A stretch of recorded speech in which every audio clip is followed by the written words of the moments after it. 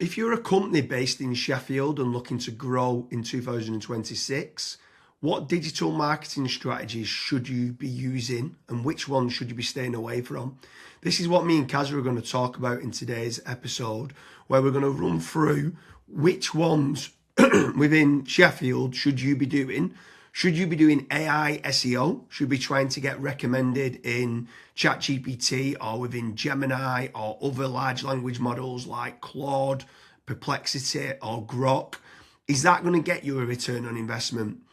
Kazra, before we get started on the different types of digital marketing strategies or looking to outsource, let's say, to a Sheffield-based SEO agency, what advice would you give to any business owners or entrepreneurs who are based in Sheffield? So the number one piece of advice that I would give to Sheffield-based businesses or business owners would be, before you spend any money on marketing, go and set up some KPIs. You want digital marketing or marketing in general to be as predictable as possible.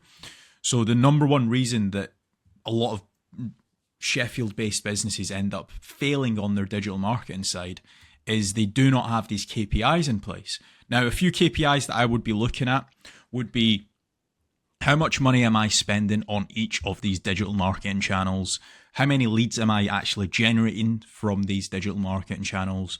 Of the leads generated, how many of them are actually contactable or actually even just interested in my actual service? And from the contactable leads, how many of them are actually turning into paying customers? If you don't have that system set up, you're going to struggle when it comes to digital marketing. It's probably the number one reason why Sheffield-based businesses end up turning marketing completely off, which I do not recommend. But have that predictable system in place and you'll be off to a good start. So James, what would be the first piece of advice or the first marketing channel that you would recommend to Sheffield-based businesses? So step number one for me has got to be branding or brand SEO and making certain that you're looking good online, you've got a strong reputation. I think everything needs to start, the foundations need to start with a positive kind of brand SERP of who you are and what you do. So a SERP stands for Search Engine Results Page, and getting that branding right across the board then can lead on to other things of what you can be doing. It will improve your conversion rate on paid ads or social media. Any leads that you get in, the conversion rate would be good. If at the 11th hour, they're going to decide who you're going to go with, branding, I think, becomes very, very important. So I'd say that's the first thing that people need to get right for all digital marketing strategies. My next strategy is going to be AI visibility. I feel like more and more companies are actually looking into this. So what does ChatGPT, Claude, Gemini, Grok, Perplexity say about your brand or about your business? Is it a positive thing or is it a negative thing? And also trying to figure out what it says about your competitors as well. And obviously trying to improve that's really important. Some people call it AI SEO, some people call it GEO, some people call it LLM optimization. But this is going to be a big thing in 2026 and also in the years to come as well. Yeah, I think that's a huge strategy that people need to be looking at with regards to artificial intelligence. More and more people are obviously using AI. The next one for me is filling in the form at FatRank or Promo SEO, which do a commission-based lead generation service for UK companies looking to grow. I think it's important to be looking at your own digital marketing efforts to generate your own leads, but also if you can use some freelancers and outsource some as well, you've got that diversification of leads. So head on over to fatrank.com, fill in the form and see whether they can help you with a no-risk supply of inquiries. Promise you'll also do a very similar performance-based lead generation service as well that you might want to fill in the form with there, and just double check whether you can go and get a third-party lead generation company to top up and start generating you some leads for your business to grow in 2026. Yeah, and then next on the list is Google Business Profiles, so Google Map listings. This is like local SEO where you basically just try and get more reviews. You build out your Google Business Profile in your local area. Now, there's pros and cons to this. I think the biggest pro is that once it is actually ranking, you're going to be consistently generating leads. However, to get from nowhere, like let's say you do not have a Google Maps listing at all to get it ranking to position number 1. The issue you've got with that is there might be, let's say, a 60 or 100 review deficit. And to obviously get those reviews, you need leads. So it's one of those things. It's like the chicken and the egg. I for one just think it's good for personal branding or for branding of your company. So always try and get the Google Maps listing, but you should always know the pros and cons to it as well. Yeah, for certain. If you're in a local area, you want to try and get those local maps listing. For me, you need to be omni-channel and omnipresent. Yeah. I think the next part is SEO in general, so organic SEO. Can you be building up your website to try and get your website ranking better? If you are in local area, you might want to do your service with the area of where you cover. So like plumbing in Manchester, create a page for that. Hopefully then share that on the Google business profile of what you mentioned. But trying to get organic rankings, the amount of search volume that people are out there searching for different services of what you do, or it could be some blog posts that you could be doing as well. There's different strategies on there that you can be doing, but ideally you want good quality content, build up topical authority, and try and get some third-party backlinks to power up the site to get those organic SEO rankings. I think that's another big part that you need to be doing as part of your digital marketing strategies in 2026. Yeah, and then the next one, which kind of ties back to what you were saying before, James, is obviously organic social media. Now, organic social media, I think it's more of a numbers game. So try to create good content that your audience would actually view. Like I see this time and time again where I look at brands and they've just published maybe 4 or 5 posts on their Instagram profile and they've not been active for 3 years, right? That's not going to drive you sales. But if you can do how-tos, if you can do guides, maybe you can do before and afters, right? If you can do content like that, that way people will see you on socials and they will actually click to actually figure out more about you, fill in the contact form. The caveat to organic social media, yes, it's free to do. It's not like PPC, for example, but it is very much a numbers game. So you want to be consistently uploading, maybe not every day, but at least 3 or 4 times a week. Yeah, for sure. On the subject of social media, paid social ads as well is massive. I'm a massive advocate of the kind of the dollar a day strategy of what people talk about. So if you are going to be taking the time to be posting every day, like you mentioned there, for organic social media, just spending a few pounds on those posts and boosting it. So getting case studies, any awards that you've won as well for reputation, and starting boosting that. You can also be running retargeting ads. So if anyone's clicked through to your website, you can be running retargeting, which is paid social as well. Different places like Meta, so whether that's Facebook and Instagram, you've got Twitter, you've got YouTube, you can be running Pinterest, you can even run in places like Reddit as well for paid ads. And I think paid social media is still an untapped market for digital marketing strategies. Yeah.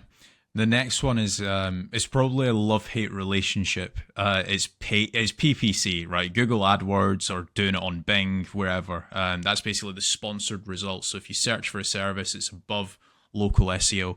Now, I have spoken, and both myself and James, we've both spoken to so many business owners that are either they've spent 10, 15, 20,000 pound on it, and they've not had a single result, or they might have had a few leads and it's just not been of quality. Or you've got other guys that have spent hundreds of thousands on it and they're like, it's the best thing that's ever happened to my business.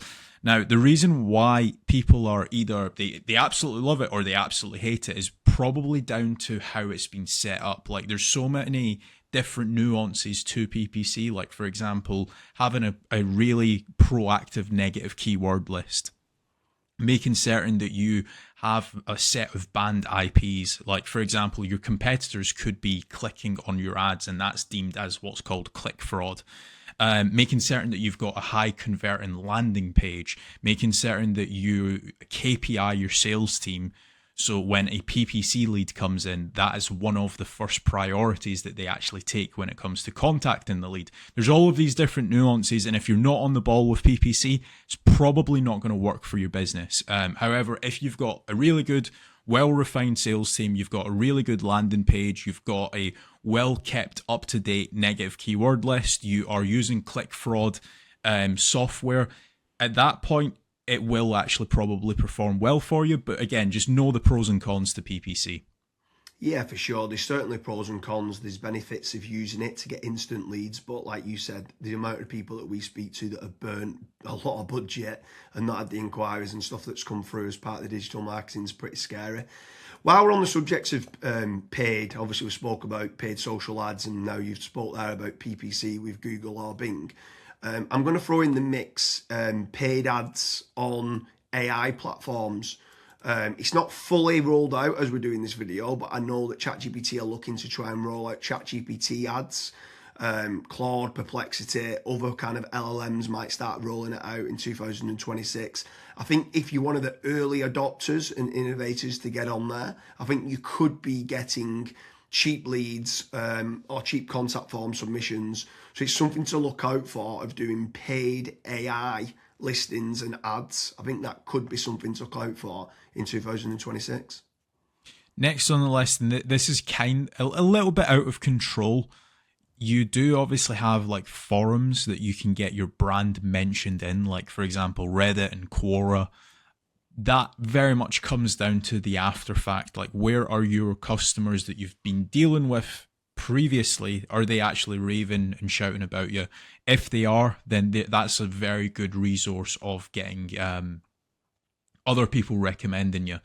So if you can get that, again, it's a little bit out of your control, but asking for reviews, asking for them to recommend you to friends, to people, that can obviously generate you a decent amount of leads and inquiries as well. Yeah, for sure. And the add-on benefits to places like Reddit is that it's getting cited so much now in the AI overviews. So when you spoke there early on about AI visibility, if you can try to get a positive kind of lot of people talking about the products and services of what you do and some reviews on there, it's indirectly then going to help you, or directly actually is going to help you with AI visibility. And then the last one for me is tradesman websites. So like Check a Trade, Bark, or teaming up with a third party lead generation company. Something I would say with all of these practices, Kazra touched on earlier about making certain that you understand your KPIs and your ROAS, return on ad spend. I think it's very important for business owners that are doing any sort of digital marketing to be tracking how much time and effort's being put into, let's say, running organic social media or running paid ads. Everything should have KPIs put in place. And this is exactly the same then with tradesman websites like Check a Trade, Bark, Rated People, My Builder. These could all be amazing platforms to generate leads that could get you a positive return on investment. And if you do, you should continue to be using those platforms. There's certain lead generation companies out there as well that could generate you quite a lot of leads. They could be using organic SEO or PPC or social media ads to generate you those leads. But if they are getting you a positive return on investment, again, I'm all for it as part of your digital marketing strategies. But I just want to repeat one more time with regards to FatRank and Promo SEO. They do lead generation and they guarantee a return on investment. It's a commission-based lead generation service or performance-based lead generation service. So make sure you head on over there, fill in the form. That could just be one part of generating leads of many. You should be trying to generate your own. You should never have a single point of failure, and you should be trying to get that diversification. But make sure you head on over to Promo SEO or FatRank lead generation service as part of your digital marketing efforts in 2026. Thank you very much, Kazra.